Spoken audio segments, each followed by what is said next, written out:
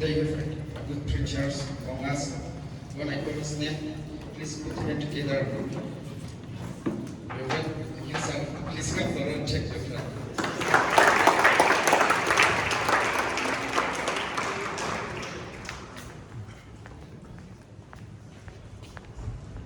Praise the Lord. I'm thankful to God for this wonderful day.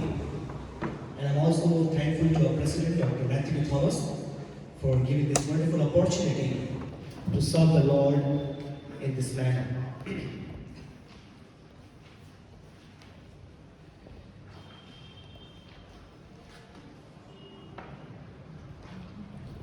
Dear pastors, teachers, students, and non-teaching staff, I'm thankful to all of you as you have been praying for me.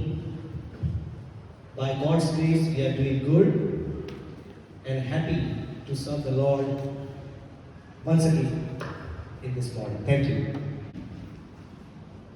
जो इब्रानी भाषा है उसको जब पढ़ते हैं ना ऐसे नहीं पढ़ते, उसको कैसे पढ़ते हैं? हाँ, तो कौन सा अध्याय? 11. हाँ, somebody guessed it right. अध्याय 11. 12 देखा हमने पहले, आज हम 11 देखा, ठीक है? Chapter 11. And I think, yeah. The title of my message for the day is Productive Living Despite Unpredictability. अनिश्चितता के बावजूद भी फलदायी या उपयोगी जीवन व्यतीत करना. And the reason I have given this title, or something that actually inspired me to do so, is the scenario of our day. You all know what happened very recently in Syria. What happened in Iraq. They say around some 15,000 plus, now it has been increased. 15,000 was till yesterday. It has come to 20 and it will keep increasing because there is still finding people under the rubble. बहुत ही भयंकर दुर्घटना. छोटे छोटे बच्चे मलबे के नीचे दबकर मर गए. And when you try to find out people, those who died or suffered the loss come from the all walks of life. They were Christians, they were Hindu, they were Muslims, they were Buddhist. Nobody, as our president always say, is immune to the suffering and pain and challenges and death in this mortal life.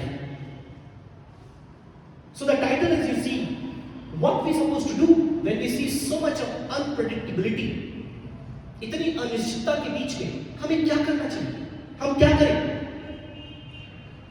इतने दुख, इतनी परेशानी के बीच में what we should do? क्योंकि पिछले संदेश में आपको मैंने बताया सब कुछ निरर्थक है. तो कुछ लोगों को लगा होगा सर फिर क्या करें? कुछ नहीं करते, एक काम करते, बैठे रहते हैं. लेकिन 3 टाइम तो बैठने के लिए भी खाना पड़ेगा और 3 टाइम का खाना चाहिए तो खाना लाना भी पड़ेगा. क्या सीआईटीएस में तो कोई टेंशन नहीं है, सीआईटीएस से बाहर जाएंगे तो लाना पड़ेगा, फिर लाने के लिए कुछ ना कुछ तो करना पड़ेगा. Because sometimes you preach more than understanding, people misunderstand. सब आम बात है, हम भी नहीं समझते थे अपने टीचर्स को, प्रचारकों को नहीं समझते. So now, coming to chapter 11, Solomon begins to talk about action. Before, in earlier passages or different portions, he talked about actions. कि क्या नहीं करना है, ये भी व्यर्थ है, वो भी व्यर्थ है, ये भी व्यर्थ है, सारी चीजें व्यर्थ है, क्या नहीं करना है. लेकिन यहां पर वो बात करता है क्या करना है. और he talks about the result of action, what you should do. And the proposition, I tried to develop one, but I could not stop myself from developing 2 propositions. Usually एक मैसेज में एक ही proposition होना चाहिए होता है, but I could not stop myself in giving 2. The first one, nobody is immune to unpredictability, suffering of life, but we are expected to risk moving in order to be productive. That is in. जिंदगी में कोई भी मनुष्य दुख, परेशानी, अनिश्चितता, दुर्घटना से परे नहीं है। सबके जीवन में वो होगा, लेकिन ध्यान से सुनिए लेकिन की बात, लेकिन अपने जीवन में फलदायक बनने के लिए, उपयोगी बनने के लिए आपको आगे बढ़ने का जोखिम उठाना पड़ेगा।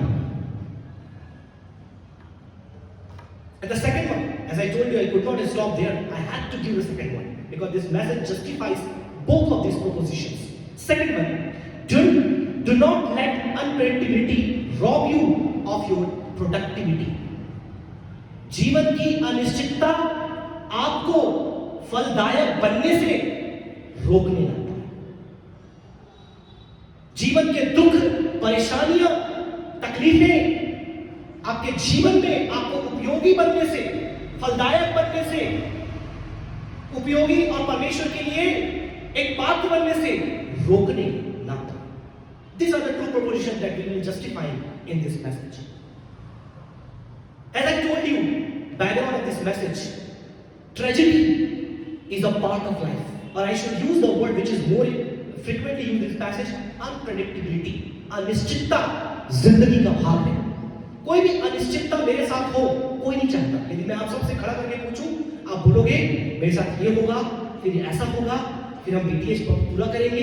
कोई ये नहीं बोलेगा बीटीएच मैं पूरा नहीं कर पाऊंगा, नहीं कर पाऊंगा, कोई नहीं बोलेगा। लेकिन हमको पता है फर्स्ट ईयर में कितने थे, सेकंड ईयर में कितने आए, थर्ड ईयर में कितने बचे और कितने ग्रेजुएट होंगे। ये सोच के कोई आया था यहाँ पे? नहीं आया था। बट अनिश्चितता होगी ना, unpredictability happen and it will continue to happen as long as you live. That is the scenario in which human life is lived. हर परिवेश में, ये तो बाइबल कॉलेज का परिवेश है, परिवार के परिवेश की बात करें, शिक्षा के परिवेश की बात करें, समाज के परिवेश की बात करें, हर जगह आपको अनिश्चितता दिखाई देती है।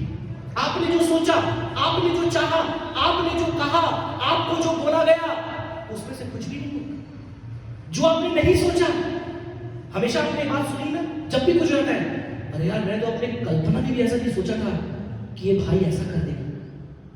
अभी कल एक जन ने बोला कुछ हुआ कल, तो एक आके बोलते हैं सर मैं तो सपने में नहीं सोचा था कि ये भाई या ये बहन या कोई ऐसा करेंगे। मैं बोला सर इसी को बोलते हैं unpredictability, which you could not imagine, which you could not fathom, which you could not conceive, and now you are not able to believe. लेकिन वो तो हो गया ना, whether you believe it or not, that happened. एक class में मैं गया, आज पूछा कितना सताव दुनिया में बढ़ रहा है। बोले सर नहीं, कहाँ सताव है? हम बोला आपके लिए तो नहीं है, क्योंकि आप बढ़िया दिन में 3 बार खा रहे हो, आराम से बैठे हो, घर में भी हो सकता है सब ठीक चल रहा हो, तो आपको सताव लग नहीं रहा।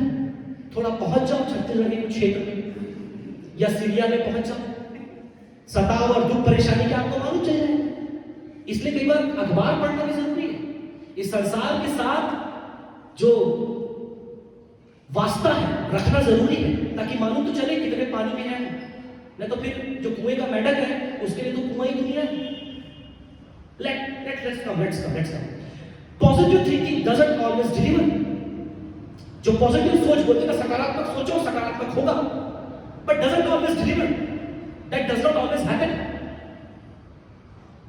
Nobody thought छोटे-छोटे बच्चे उस मलबे में दबे हुए थे। कभी उनके माँ बाप ने सोचा था कि मेरा बच्चा एक दिन आएगा, पत्थर चट्टानों के नीचे दब करके पिस जाएगा? कोई सोचा नहीं। सबने पॉजिटिव सोचा, सब अच्छा होगा, अच्छा रहेगा, अच्छा हो जाएगा, अच्छी बातें बोली। सुबह उठ के बोला मैं स्वस्थ हूँ, दोपहर में बोला मैं अच्छा हूँ, सब बाद में बोला मैं बीटीएच खत्म करूंगा। मतलब पॉजिटिव सेइंग, पॉजिटिव थिंकिंग आजकल बहुत प्रचार चल रहा है ना, इसलिए उसको भी इंक्लूड करना जरूरी है। Positive things doesn't seem to deliver much, not always much. No one is immune to suffering. Again, the very famous quotation of a president, I have heard it more than 100 times saying this statement. Giving this as a background, let's delve into our passage today, chapter 11. In earlier chapters, Solomon talks about the foolishness and meaninglessness of certain action, certain pursuit of life. But in this passage, he talks about meaninglessness of inaction. मतलब कार्य न करने का, काम न करने का, कदम न उठाने का जोखिम या व्यर्थता क्या होता है। इस अध्याय में सुलेमान सबसे बुद्धिमान, सबसे ज्ञानवान, अब मैं बोलूंगा सबसे अनुभवी, आज हमें कुछ बताया। और डेरेक किटलर, एक जो ओल्ड टेस्टामेंट के बहुत बड़े स्कॉलर हैं, उन्होंने पूरा 11 अध्याय पढ़ा। He read the entire 11th chapter and he gave only 2 words. उसने केवल 2 शब्द बोला, be bold. He is a very big commentator, Old Testament scholar. पूरा पढ़ के बोला केवल 2 बात, be bold. साहसी बनो, हिम्मतवान बनो। Now let's see वो 2 शब्द के पीछे कितना अर्थ है। I have divided this entire chapter 11 into 2 portions. And likewise I have given 2 points. First point, इतना सिंपल पॉइंट मैंने आज तक कभी नहीं बनाया। हमेशा पॉइंट जो होते हैं वो 3-4 वर्ड के होते हैं, सेंटेंस होता है, कई बार बड़ा वोकैबुलरी होता है। मेरे पॉइंट आप लोगों को मालूम होंगे, लेकिन सिंप्लीफाई सर ने सिखाया, किया करो सिंप्लीफाई, थोड़ा बड़ा बड़ा वोकैबुलरी ले आते हो। तो सिंप्लीफाई कर करके इतना सिंप्लीफाई किया कि इससे सिंपल पॉइंट मैंने कभी बनाया नहीं। एक्ट एंड एक्सेप्ट, कार्य करें, कदम उठाएं, आगे बढ़े और स्वीकार करें। अब क्या कार्य करना है, क्या स्वीकार करना है, आइए हम ये कर देते हैं। पहली बात, कार्य करें। Act is a very simple word, but Solomon tells us where to act, what to act, and why to act.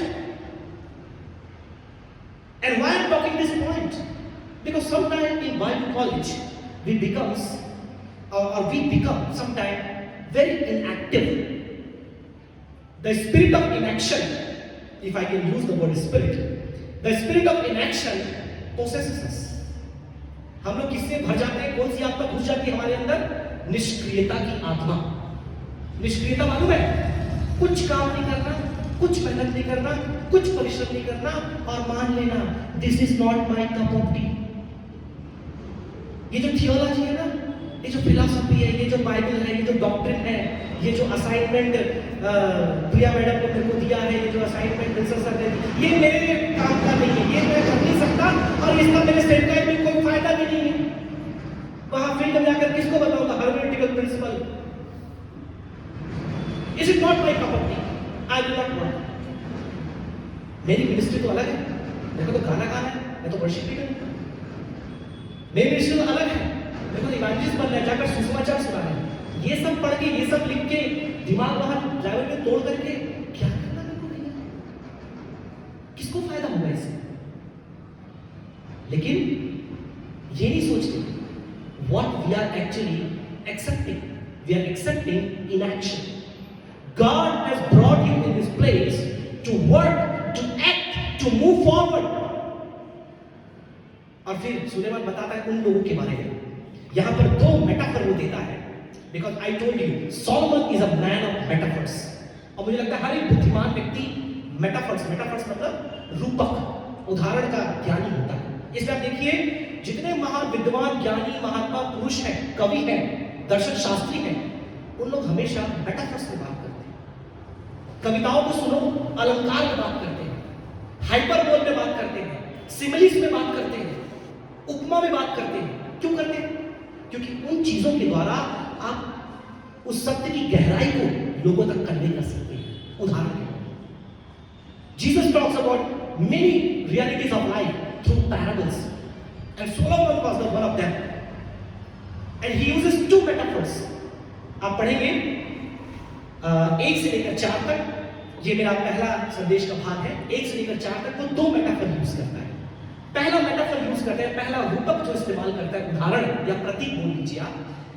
A merchant sending his ship. एक व्यापारी अपने जहाज को भेजता है। उस समय वाला जहाज नहीं था, पंख वाला, या ये पानी वाला जहाज है, ठीक है, इज अ वाटर बोट और शिप। और दूसरा रूपक मेटाफर वो देता है, a farmer sowing his seed, एक किसान जो बीज बोता है। ये 2 रूपक वो क्यों दे रहा है? और 2 रूपक देने के साथ साथ वो उन दोनों के काम नहीं करने का कारण भी बताता है। आइए हम पढ़ें। मैं चाहूंगा कोई उसकी दूसरी आयत पढ़ने में सहायता, पहली दूसरी फिर से पढ़ लीजिए। अपनी रोटी जल के ऊपर डाल दे। ये जो आयत है ना, मेरी वाइफ को मालूम चल गया आज मैं प्रचार करने वाला हूँ, वो समय निकाल के आके बैठ गई। तो ये जो आयत है ना, बताना चाहूँगा is a favourite words of my mother in law. मेरी सासू माँ का ये सबसे मनपसंद आयत है, और कंफर्म करने के मेरी वाइफ से पूछ लेना। She likes it so much. I have heard her many time forwarding this scripture, putting in the status, sending to me, talking about it. Even I heard from my wife telling this verse is one of the favorites of his mother.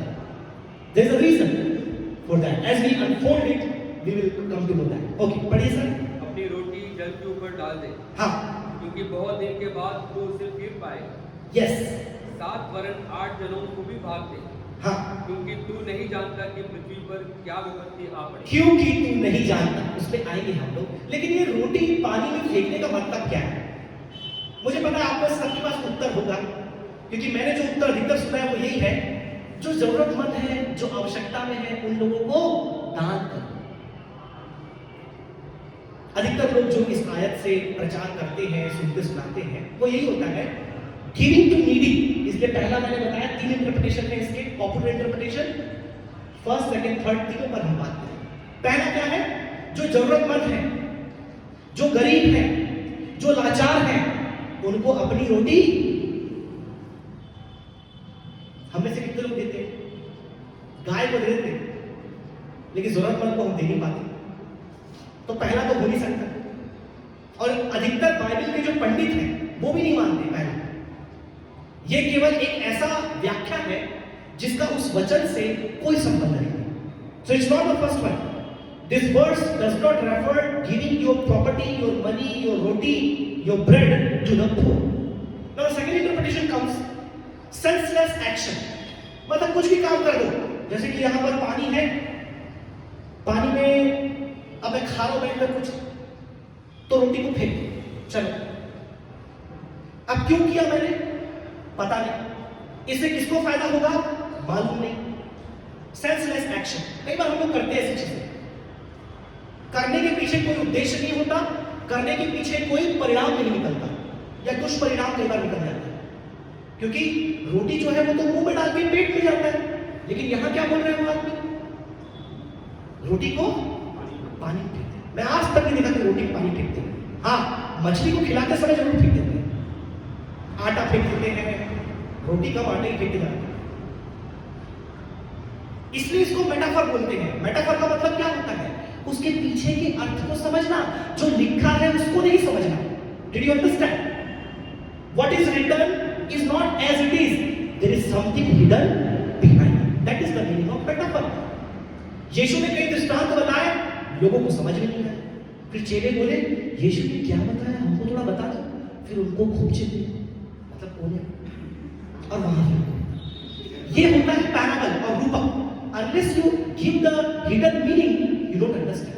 लेकिन हमारे लोग तो हमेशा एक आयत पढ़ के Bible छोड़ देते हैं, और एक आयत पढ़ के डॉक्ट्रिन बना देते हैं हमारे लोग। तो अगर एक आयत आप पढ़ के छोड़ोगे, आपको समझ ही नहीं आएगा कि सुलेमान क्या बताना चाहिए। इसलिए हम आगे बढ़ते हैं।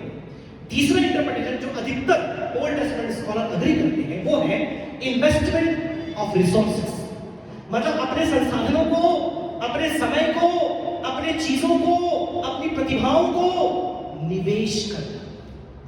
मतलब प्रभु के लिए, परमेश्वर के लिए, अपनी वृद्धि के लिए, अपने विकास के लिए जो कुछ तुम्हारे पास है, तो क्या करो? निवेश करो। अब 2 मेटाफर हमारे क्या थे? एक व्यापारी जो जहाज में अपने सारे सामान को डाल करके कहां भेजता है? दूसरे देश में भेजता है। क्यों भेजता है? दान करने के लिए। क्या करने के लिए? व्यापार करने के लिए, कि उसके द्वारा वो और क्या करे? उसको बढ़ाए। फिर दूसरा एग्जाम्पल देता है, एक किसान बीज क्यों बोता है? कि उस एक बीज से उसको हजारों बीज मिल जाए। लेकिन ये दोनों कदम नहीं उठा रहे, ये दोनों अपना काम नहीं कर रहे। पता है क्यों?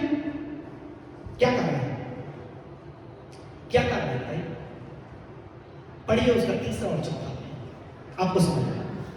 यदि बादल जल भरे हैं, हाँ, पहला सोचना है, यदि बादल जल भरा है तो तब उसको भूमि पर उंडेल देते। उंडेल देते। मतलब अगर जहाज पानी में चल रहा है और भयंकर वर्षा हो गई, क्योंकि वर्षा के साथ फिर हवा भी आता है, यहाँ तो जाशवा आता है, लेकिन वर्षा के साथ हवा भी चलती है, आंधियां उठती हैं। तो व्यापारी सोच रहा है मैं जहाज को भेजूं या ना भेजूं, कहीं डूब गया तो मेरा सारा संसाधन क्या हो जाएगा, स्वाहा। आगे पढ़िए सर। तब उसको भूमि पर उंडेल देते हैं हाँ और वृक्ष चाहे दक्षिण की ओर गिरे हाँ। या उत्तर की ओर, हाँ वो भी जिस स्थान पर वृक्ष गिरेगा हाँ, वही पड़ा रहेगा। मतलब वो जो होना है वो तो होगा, आप उसकी चिंता क्यों कर रहे हो? अब चौथी आयत बोल दीजिए सर। जो वायु को ताकते रहेगा। अब देखिए, किसान बोल रहा है हवा चल रहा है अभी नहीं बोलूंगा, वो वायु को ताक रहा है। आगे बढ़िए। वो बीज बोने ना पाए। वो बीज बोले ना पाए। अब समझे मेरी बात को? मैं क्या बोलना चाह रहा हूं, ये दोनों व्यक्ति जो है अपना काम नहीं कर रहे। क्यों नहीं कर रहे? एक बोल रहा है हवा चल रहा है, एक बोल रहा है बादल दिख रहा है, एक बोल रहा है ये हो रहा है, एक बोल रहा है वो हो रहा है, लेकिन दोनों के दोनों इनएक्शन में पड़े। लेकिन यहां वास्तव में किसान और व्यापारी की बात नहीं हो रही, यहां आपकी और मेरी बात हो रही, जो अपने जीवन में कुछ नहीं करके बैठे रहते, परिश्रम नहीं करते, मेहनत नहीं करते, कार्य नहीं करते, जो समय प्रभु ने आपको दिया उसका सदुपयोग नहीं करते, जो धन प्रभु ने आपको दिया उसका सदुपयोग नहीं करते, जो प्रतिभाएं प्रभु ने आपको दी उसका उपयोग नहीं करते, जो समझ प्रभु ने आपको दी है उसको इस्तेमाल नहीं करते, जो बुद्धि आपको प्रभु ने दी है उपयोग नहीं करते। We are committed to inaction. हम निष्क्रियता के क्या बन गए हैं? गुलाम बन गए। यही तो सुलेमान बता रहा है। Act, work, move forward. जो होना है वो होगा। आंधी तो आएगी, तूफान तो आएगा, पेड़ तो गिरेगा, लेकिन तुम्हें क्या करना है आज? मूव है, move forward. Unpredictability will be there, but in order to become productive you have to move. मैं समझ आगे बढ़ रहा है। हम two scholars I want to talk who agree with the third interpretation. दो विद्वान जो तीसरे व्याख्या के साथ सहमति दिखाते हुए कहते हैं, एक है डगलस मिलर, वो भी पुराने नियम के विद्वान है। वो ये बोलते हैं कि सुलेमान ने खुद यही किया। उसने अपने सामान को जहाज में डाल करके दूसरे देश में व्यापार के लिए भेजा। उसका परिणाम क्या है? उसका प्रूफ क्या है? आप पढ़ेंगे पहला राजा 9:26 से 28, दूसरा उसी पहला राजा 10वां अध्याय उसकी 22 आयत। आप यहां पर देखेंगे सुलेमान ने खुद व्यापार किया, अपने सामान को रिस्क लेकर के दूसरे स्थानों में, दूसरे देश में, दूसरे जगह पर भेजा। मतलब उसने खुद एक्शन किया, काम उसने किया। और फिर आगे आप पढ़ेंगे विस्बी, वैरन विस्बी, जो दूसरे पुराने नियम के विद्वान है, वो ये कहते हैं if merchant and farmer waited for ideal circumstances they would never get anything done.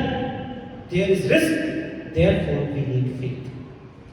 अगर ये किसान और ये व्यापारी मौसम को, पानी को, ऋतु को, तमाम प्रकार की अनप्रेडिक्टेबिलिटी, अनिश्चितता को देखकर बैठे होते तो जिंदगी में कभी उन्हें फल नहीं मिलता। इसलिए जिंदगी में जोखिम है, इसलिए आपको विश्वास के साथ आगे बढ़ना जरूरी है। बिना जोखिम के आप एक कदम भी नहीं उठा सकते। मैं आपको चुनौती देता हूं। जैसे मेरी वाइफ ने गाड़ी उठाई, गाड़ी उठा के यहां पर आई, आपको लगा ये बिना जोखिम का काम है?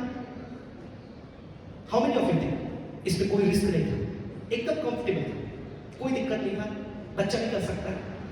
How many of you think? एयरबीसी से गाड़ी उठा के यहां तक आने में मैं आपको इतने जोखिम गिना दूंगा, अगली बार वापस जाने के पहले वो सोचिए। बशर्त कि यह मालूम नहीं था, इसलिए फट से उठाए, सट से आ गए।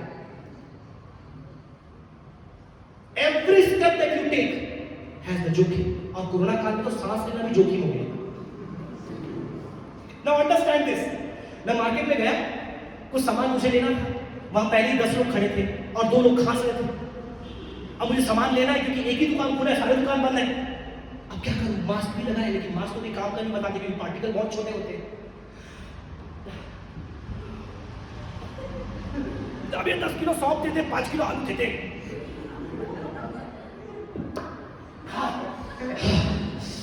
कोरोना से बच गया। सांस लेना भी जोखिम भरा है, कदम उठाना दूर की बात है। जिंदगी में कौन सा काम है जहां जोखिम नहीं है मेरे भाई? something that is without risk, without unpredictability. Life has taught us a lot. I'm telling you, we stand here in 21st century, particularly in the world year 2023, we have seen a lot.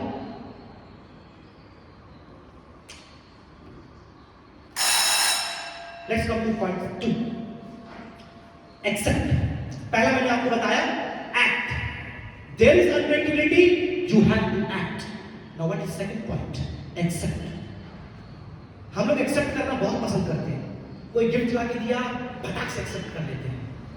किसी ने बोला sir आपने बहुत अच्छा प्रचार किया, तुरंत accept कर लेते हैं. अरे क्या बात है, इतनी अच्छी तारीफ. फिर किसी ने आकर कुछ बोला, कुछ दिया, अभी आए एक जन अच्छा लिफाफा देके गए, अरे वाह क्या बात है, दिल खुश हो गया. कल एक जन आए इनविटेशन देकर गए, तो सर का भी मैंने इनविटेशन कार्ड अभी उनको दिया, इतनी खुशी हुई, अरे वाह. लेकिन यहाँ वो सब एक्सेप्ट करने की बात नहीं चलती. यही तो है सुलेमान की खासियत. That's why I like one of the favorite Old Testament books as Ecclesiastes. क्योंकि वो जिंदगी को जैसी है वैसी रखता है. ना कोई चापलूसी, ना कोई बटरी, ना कोई रबड़ी, ना कोई भावनात्मक चने की झाड़ चढ़ाई. जैसी जिंदगी वैसी. क्या स्वीकार करने की बात कर रहे हैं? What to accept?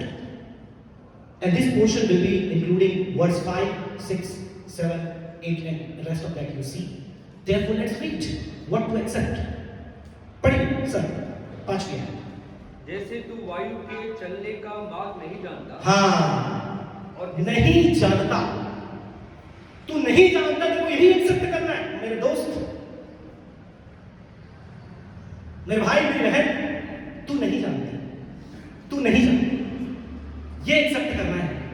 आज हम पढ़ लिख के बहुत जानकार, बहुत विद्वान, अपने आप को बहुत माहिर, बहुत ज्ञानवान और पता नहीं क्या क्या हम समझते हैं. लेकिन एक चीज आज जो हमें सुलेमान सिखा रहा है, that you do not know and you never know.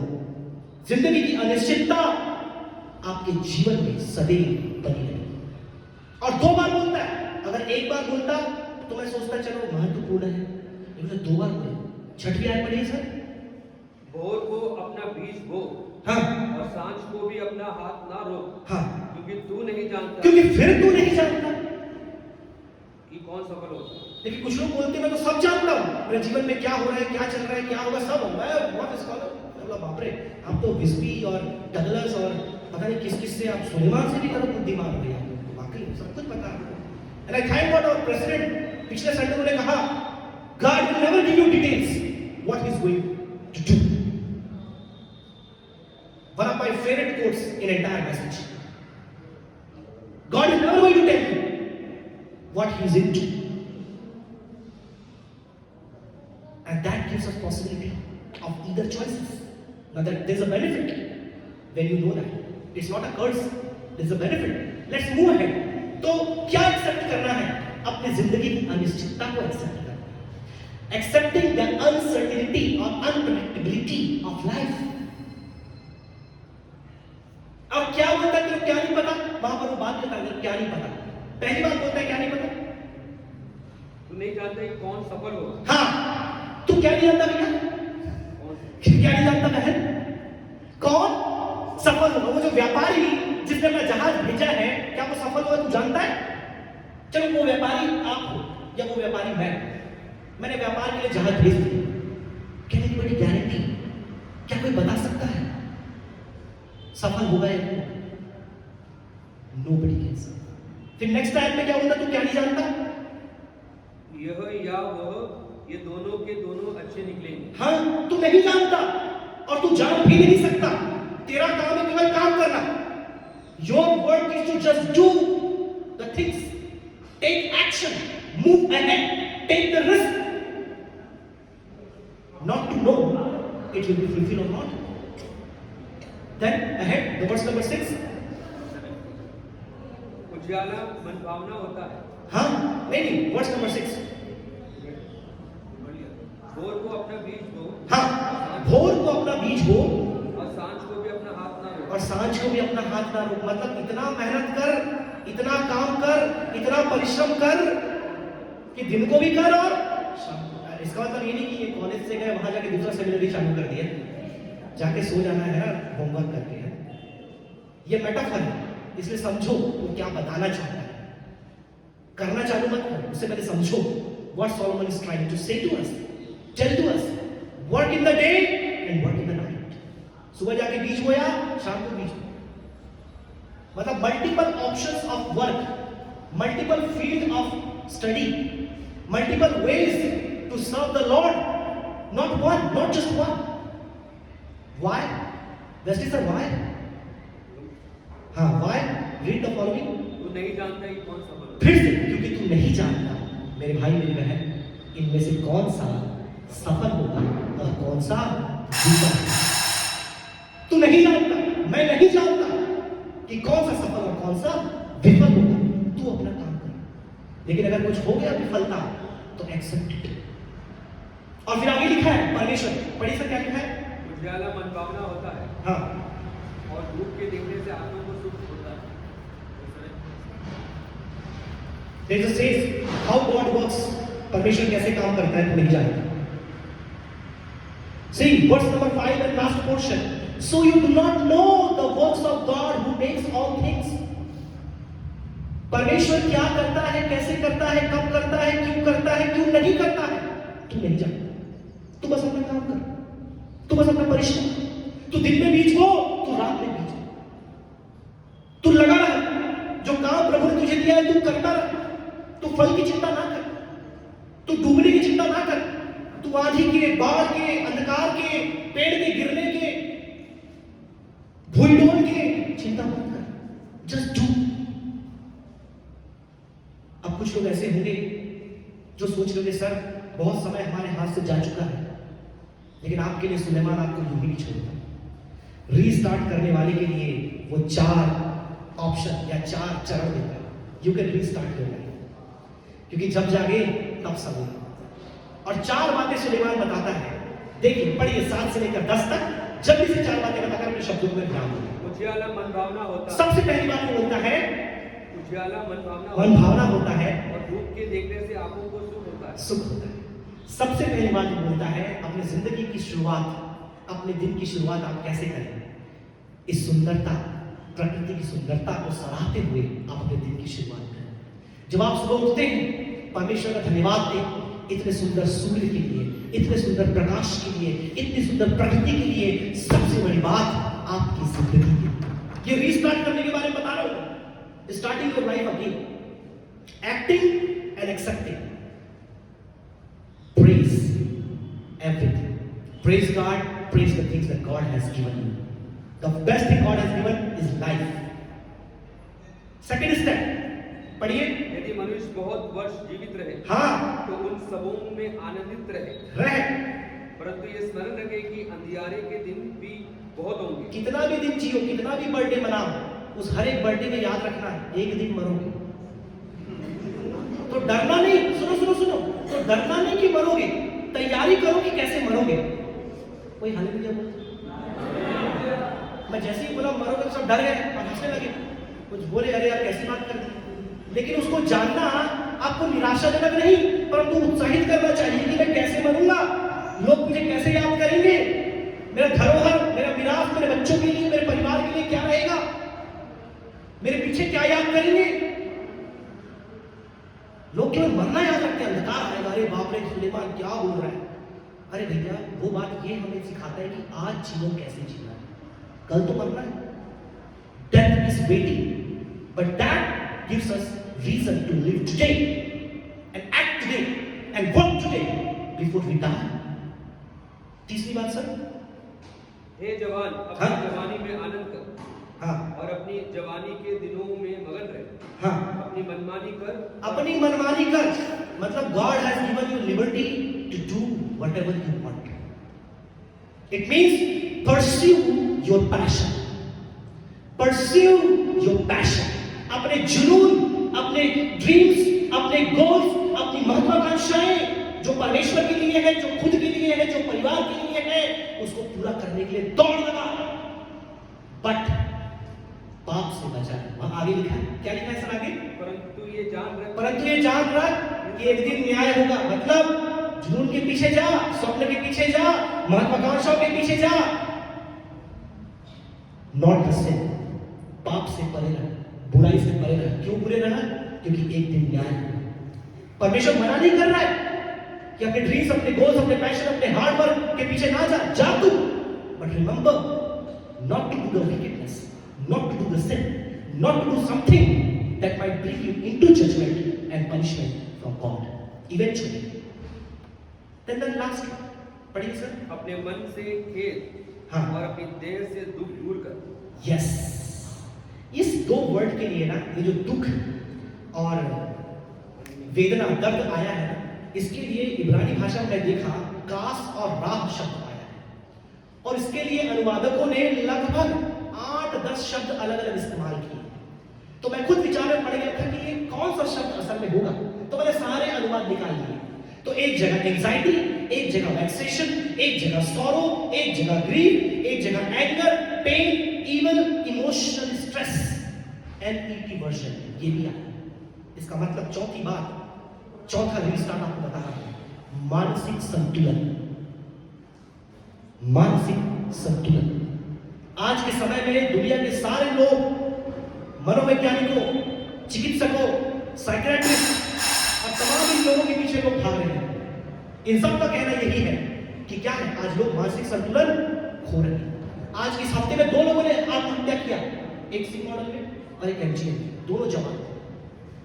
I wish I had time to expound on it. Emotional stability, मानसिक संतुलन, and may God help you to restart your life, because life is unpredictable, uncertain at times, but there is no impossibility to become protected, because God has given us life and we should act and accept what He gives us. May good Lord bless all of you. प्रभु आप सबको आशीष दे। Thank you for being a wonderful support.